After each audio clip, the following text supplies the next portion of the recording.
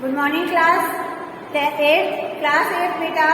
आज जो है हमारा हिंदी फर्स्ट है और हिंदी फर्स्ट में जो है हमारा चैप्टर 3 चल रहा है, बस की यात्रा। ठीक है, तो बस की यात्रा, उससे पहले हम लोग ने 2 चैप्टर तक जो है रिवीजन वर्क कर लिया है। तो आज जो हम लोग 3rd चैप्टर का रिवीजन वर्क करेंगे। तो बस की यात्रा हमारा चैप्टर है। इसके लेखक जो हैं हरिशंकर परसाई। तो हरिशंकर परसाई जी हैं, ये जो है एक बहुत ही व्यंग्य कवि हैं।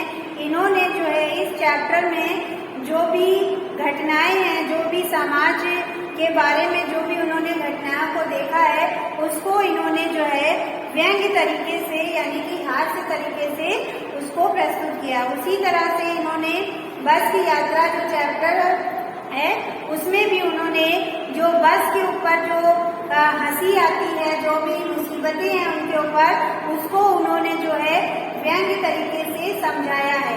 तो ये एक बहुत ही व्यंग्य लेखक हैं।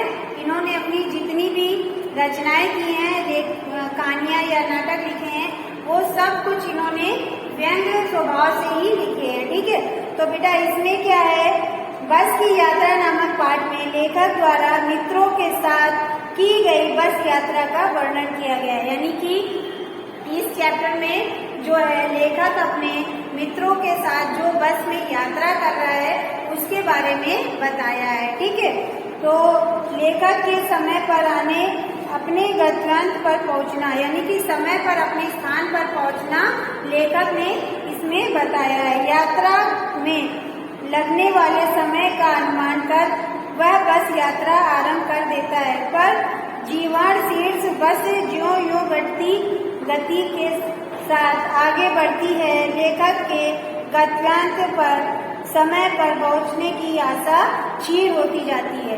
वो जो ऐसी बस थी कि वह जहाँ जाना चाह रहा था वहाँ पे अपने मंजिल पर, गंतव्य मतलब मंजिल, अपनी मंजिल पर पहुंचने के लिए वह शीघ्रता के लिए सोच रहा था कि हम अपनी मंजिल पर जल्दी पहुंच जाएंगे। लेकिन जब उसने उस बस का सफर किया तो उसे लग रहा था कि हमको अपनी मंजिल तक पहुंचने में समय लग जाएगा, यानी कि देरी हो जाएगी। ठीक है, क्यों बोले बस लेखक ने सतना तक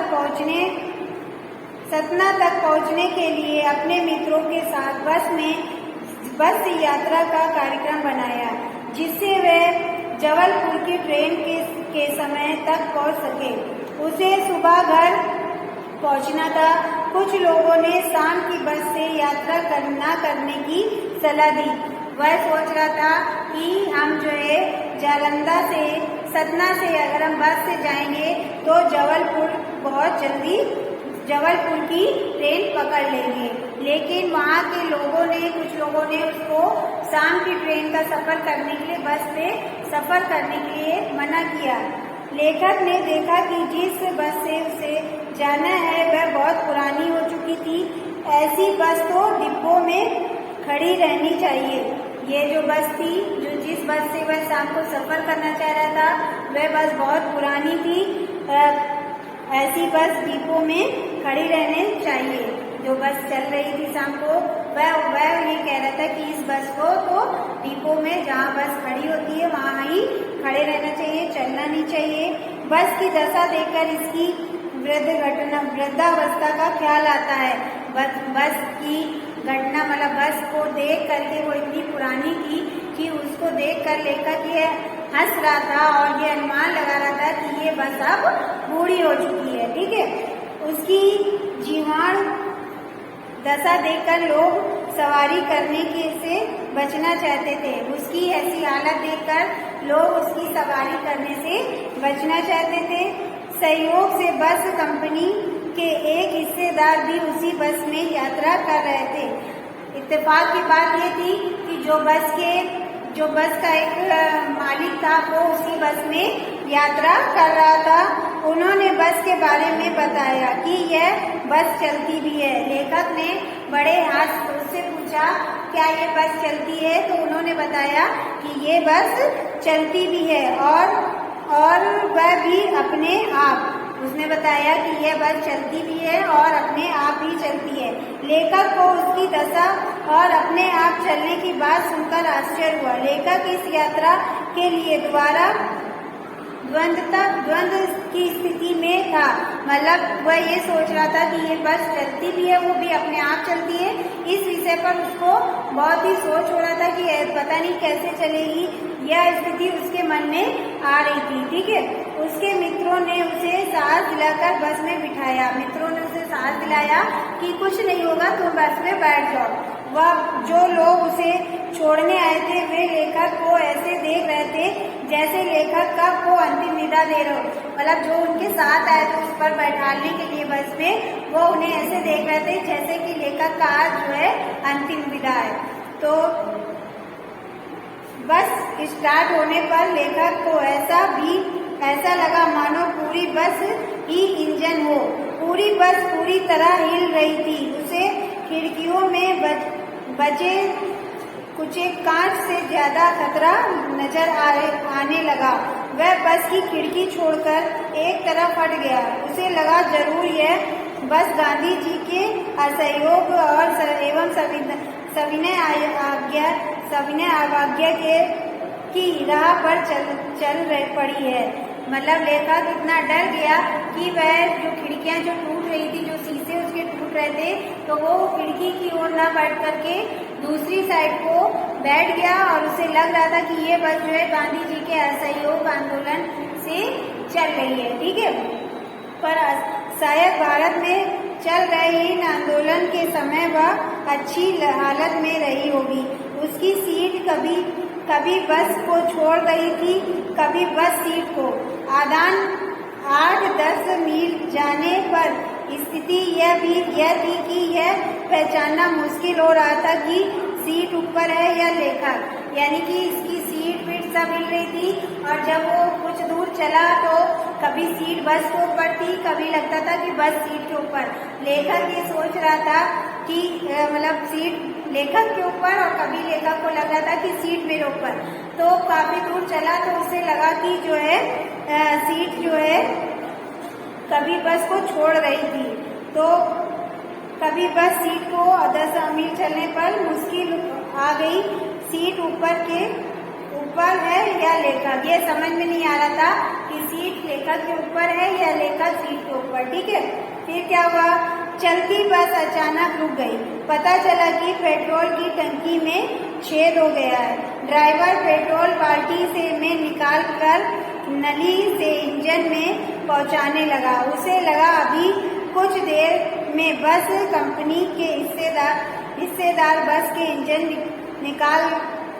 निकाल कर गोद में उसी प्रकार रख लेंगे जैसे माँ बच्चों को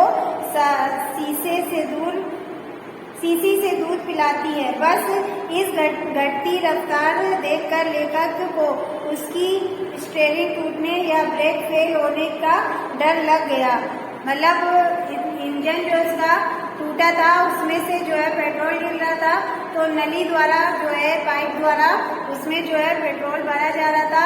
और जो बस का जो हिस्सेदार था उसने इंजन को अपनी गोद पर रख रखा था। ऐसे लग रहा था कि जैसे कोई अपनी माँ अपने बच्चे को गोद में बैठा ले हुए। तो फिर क्या हुआ, माँ बच्चे को गोद पर, और इसकी स्टीयरिंग टूट जाएगी, ब्रेक फेल हो जाएगा, ऐसा उसको लग रहा था। ठीक है, रास्ते में आने वाले हर एक पेड़ से उसे यही डर लगने लगा कि बस उसमें टकरा जाएगी। झील आने पर उसे लगता कि बस उसमें गिर जाएगी और डूब जाएगी। जब भी कोई पेड़ आ रहा था तो उसे ये लग रहा था लेखक को कि बस उसमें टकरा जाएगी, और कोई झील आ रही थी तो लेखक को लग रहा था कि बस उसमें डूब जाएगी।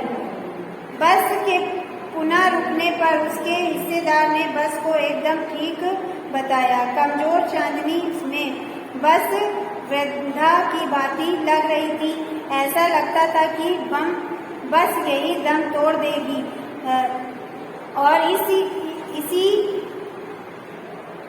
सुनसान और में उसकी अंत्येष्टि यानी कि उसका जो है अंतिम संस्कार कर दिया जाएगा।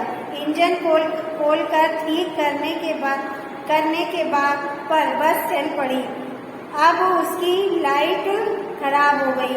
मतलब अब इंजन ठीक हुआ, बस चल पड़ी तो उसकी लाइट खराब हो गई। एक पुलिया पर पहुंचकर बस का टायर फट गया। यदि बस की रफ्तार तेज होती तो बस नाले में ही होती। लेखक ने कंपनी के हिस्सेदार को श्रद्धा भाव से देखा और इतने घटिया टायर वाली बस में जानबूझ कर यात्रा कर रहा है। उसकी बलिदान की भावना देखकर लेखक ने सोचा कि इसे तो क्रांतिकारी आंदोलन का नेता होना चाहिए। जब उसका टायर फट गया तो लेखक ने बड़े ही हंसी से उसकी तरफ देखा और सोचा कि ये कितना ही क्रांतिकारी है, मतलब सीधा है, जो बलिदान की भावना रखता है और इस बस पर सफर कर रहा है। इसको तो क्रांतिकारियों का नेता होना चाहिए।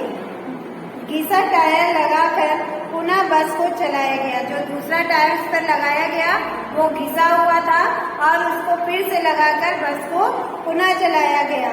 पर लेखक ने बस की ऐसी दशा देखकर समय पर गंतव्य पर पहुंचने की उम्मीद छोड़ दी। लेखक ने उस बस की ऐसी दशा देखकर समय पर जो है अपनी मंजिल पर पहुंचने का जो है इरादा छोड़ दिया था, उम्मीद छोड़ दी थी कि वह इस समय पर इस मंजिल तक पहुंच पाएगा। ठीक है, तो बेटा ये था इस चैप्टर का सारांश। तो आप लोग जो है इसके जो क्वेश्चन है रिवीजन करके वो हम वर्कशीट आपको भेज देंगे ग्रुप में। आप लोग जो है उस क्वेश्चन के आंसर अपने आप से लिख लीजिएगा। ठीक है, तो आज की जो क्लास हमारी ओवर होती है। Thank you class.